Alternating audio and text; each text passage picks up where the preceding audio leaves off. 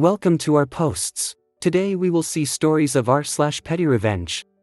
They wouldn't serve soft drink to a minor, so I let them waste 2 drinks. One day my brother and I went to a beachside pub early in the day. It was literally just the 2 of us in there. I was 18 and he was 14. I gave him some cash and asked him to grab us a couple cans of Coke. The bartender huffed and said they don't serve minors and sent him away. So I then walk over and they have a smug look on their face while they crack open the 2 cans of Coke as I'm arriving at the bar. I then said, "I'll have 2 lemonades, thanks."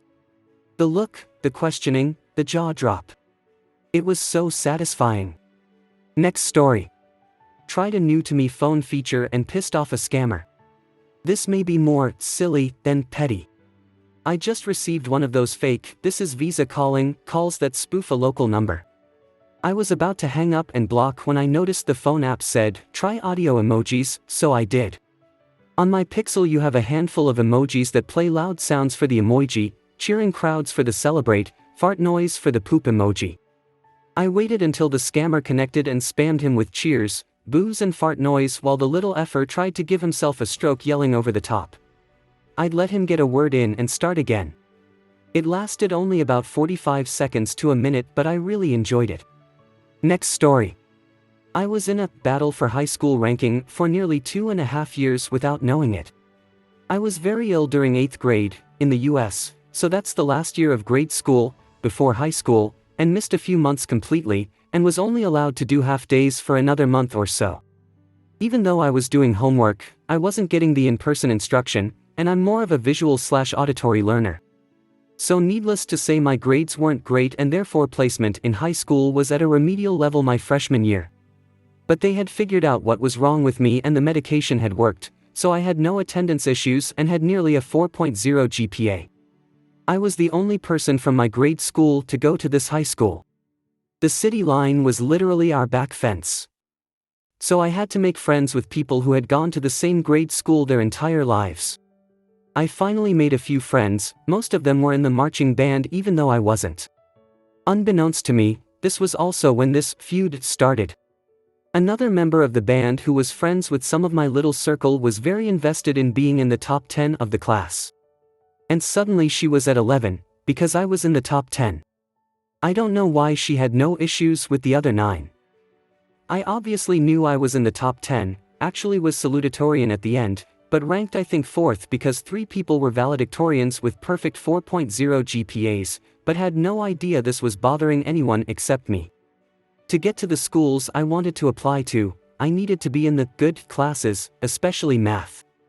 I have always and will always hate math. But sophomore year I had to take algebra and geometry to get caught up.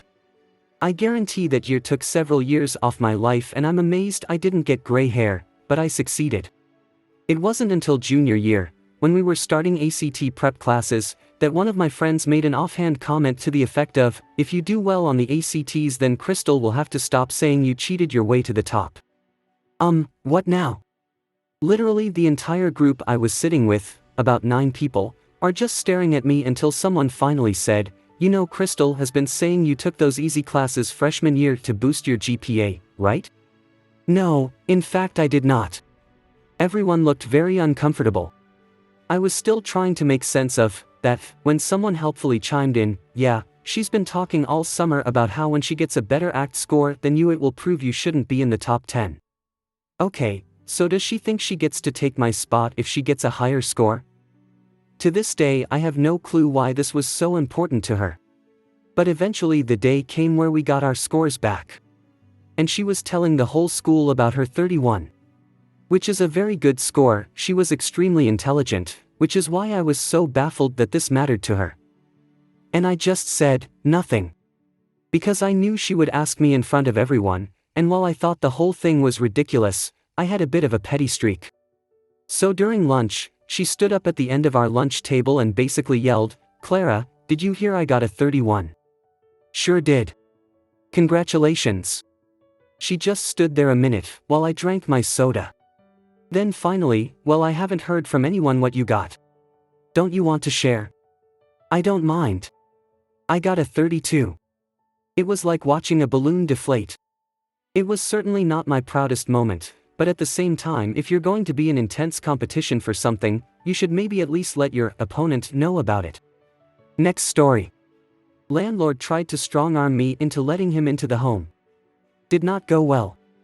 A few years ago we were in a small 2.5-bedroom apartment. The landlord basically never talked to us, we paid on time and kept everything neat and tidy. Well, one day his lordship decides he wants to sell the place. That's no problem. He wants to give the place a bit of a paint. Also not a problem. He told us he would be sanding the walls of the staircase. The main area of the house was upstairs, downstairs had a bedroom, office, and garage attached, and that would be that. Fine, no problem, off you go. But instead of stopping at the top of the stairs, he decided to carry on one of the walls that led into my son's room. Had we known he wanted to do this, we would have done what was necessary. But we didn't know, and so every inch of my son's room, his clothes, carpets, bed, toys, the lot, were covered in a very fine dust from sanding the painted drywall. It took hours of wiping down and vacuuming to get it back, and he had to sleep elsewhere for 2 nights after his breathing and skin suffered. I mentioned this to the property manager, who was an absolute delight to work with, and she said he would advise him that we would need more details about what work he wanted to do. This seemed fine. He then wanted to come back and do some painting. Again, that's not a problem, it's value to the house and looks better, etc. However, he told us he would be there for 4 hours. 8 hours later he decided that was enough for the day and called it. That night he messaged me saying he wanted to come back and do more painting the next day. I said that didn't work for us, wasn't enough notice, didn't allow us peace of living, etc. He then tried to claim that in our contract, the tenancy contract he called it, it stated that we must allow him to complete projects in a timely fashion, and if I were to decline him entry, then the cost of the rest of the project and its completion would lie with me and be my responsibility. Ha!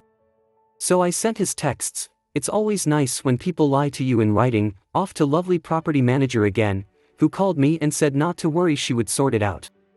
About a week goes by and I get a text, asking very nicely if I would allow them access in a few days to complete the work.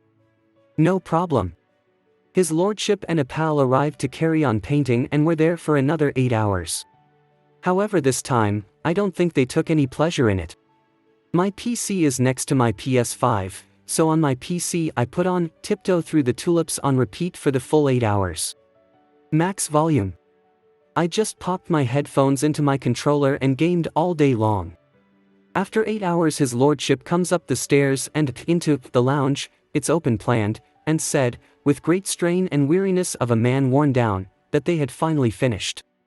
Without breaking eye contact with my screen I said, "K, bye," and he just hovered for a second before shakily walking out. As soon as I heard the front door close I turned the music off. No doubt it was for you, big boy. Don't lie to people, especially those who can read a contract. Edit, since it might not be well known, to strong-arm someone is to bully or intimidate them. He didn't literally put strong arms on me. Next story. Don't want to sell me a bagel? Bet. I went to a coffee shop with a friend about a year ago, and I wasn't too hungry but wanted a quick bite.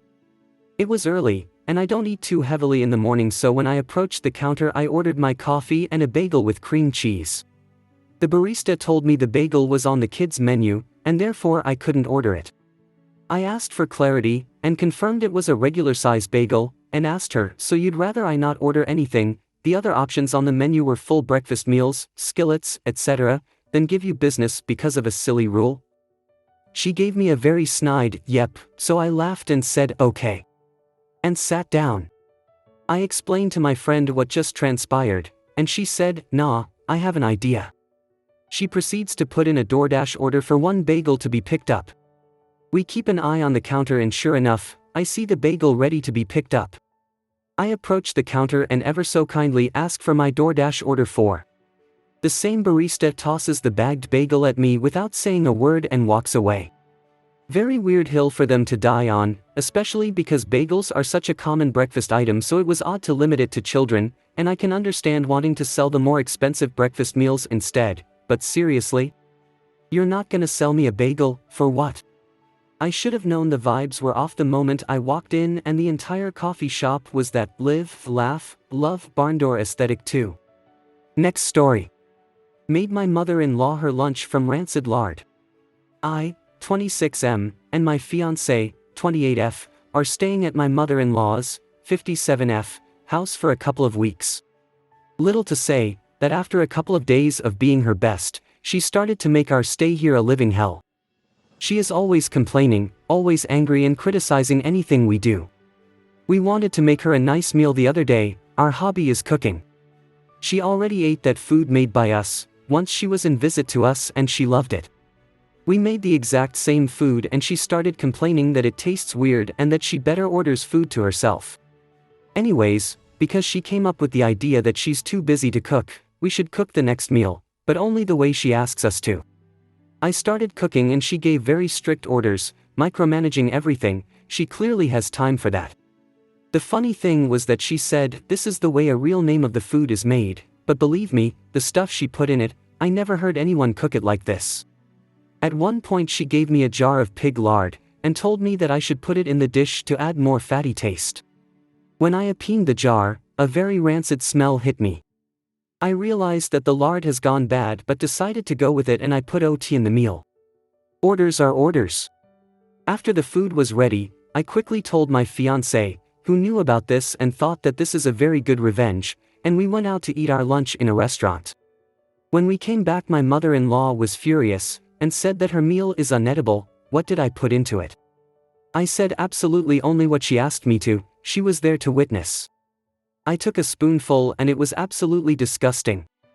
Then I used a reverse Uno card and started complaining about the dish she told me to make, that it tastes weird and that I know how to cook better meals. Her face said it all. I hope she won't complain about our cooking anymore. Edit, the food was goulash, if you were wondering. Next story. Ignore the sign and do your laundry late at night? I don't think so. I live on the first floor of a 3-story apartment complex where my unit is right next to the shared laundry room. We're technically only allowed to use the machines between 8 a.m. and 10 p.m., but people sometimes do their laundry as late as midnight. I have no problems with it as I work late and can't hear the machines when my linen closet and bedroom closet doors are closed. Recently, one of the dryers have been making a horrendous screeching noise when it's running. It's so loud that I could hear it everywhere in my apartment. The nearby units possibly hear it too. I had the manager schedule a technician to come by, look into it, and leave a sign on the machine saying to only use it between 8 a.m. to 10 p.m. out of consideration of the neighbors. My neighbors have been great about it, and some even made a point to run the dryer when I'm not home. There's a guy on the 3rd floor that seems to only do laundry once a month. He accumulates so much clothes to wash that he uses all the washers and dryers on each floor, but takes forever to remove his clothes from the dryer. He's been confronted/reported a few times for this, and I thought he stopped until the other night. It was almost midnight when I got home from work. I was walking to my unit when I see the guy getting into the elevator. That's when I hear the distressing wails of the dryer echoing down the hall. I went to the laundry room and saw that the dryer was started 3 minutes ago, with the big sign saying the hours of operation still posted. I wasn't in the mood to deal with the shrilling noise digging into my brain and ears for the next 57 minutes, so I opened the door to stop the machine. Then closed it so the timer will continue, but the machine won't run. I got to sleep in peace and quiet that night. Before I went to work today, I checked the dryer. The timer had reached 0 and the clothes were still inside, damp with a bit of a smell to it. I closed the door and left for work. I got to the entrance of the apartment building when I see the guy exit the elevator. I said nothing to him as I watched him walk towards the laundry room while carrying a basket. Enjoy spending another $4 washing and drying your clothes. Next story. My plan for Christmas when I'm 18. When I was 14, my grandparents got me an deodorant, shampoo, and body wash for Christmas. Only deodorant, shampoo, and body wash. In front of everyone. It was downright insulting. Even my parents thought so. Even my raging narcissistic father. The rare occasion he'd side with me. I don't know how or why, but I remembered this whole thing the other day. My mom was like, would it make you feel better if they got your female cousin's feminine hygiene products? As amusing as that sounded, it wouldn't. I wouldn't want them to go through receiving such things as a gift in front of everyone. This wasn't my cousin's fault. It was my grandparents'. They are very toxic. If you've met them and my dad, you wouldn't be at all surprised that my dad turned out the way he did. They clearly play favorites. If my cousins do some dumb crap, I end up getting in trouble. Their birthday and Christmas gifts seem to actually have thought put into them, while mine are things that I have no interest in and literally have Walmart clearance tags on them. I'm not even materialistic. I just see the favoritism in their grandparenting. Anyway, they got me this stuff for a gift. And like they're one to talk about how I smell.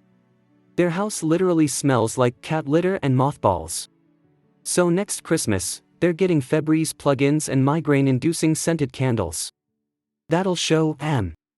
Edit. Okay, you're right, people love scented candles, I'll scratch those off the list. I love the idea of adult diapers, but I don't think I'll actually use this plan as it's more/less a joke, and I'll only use this plan should crap really hit the fan. I hope you guys liked this video. If you did, make sure like, comment, share and subscribe the channel our posts.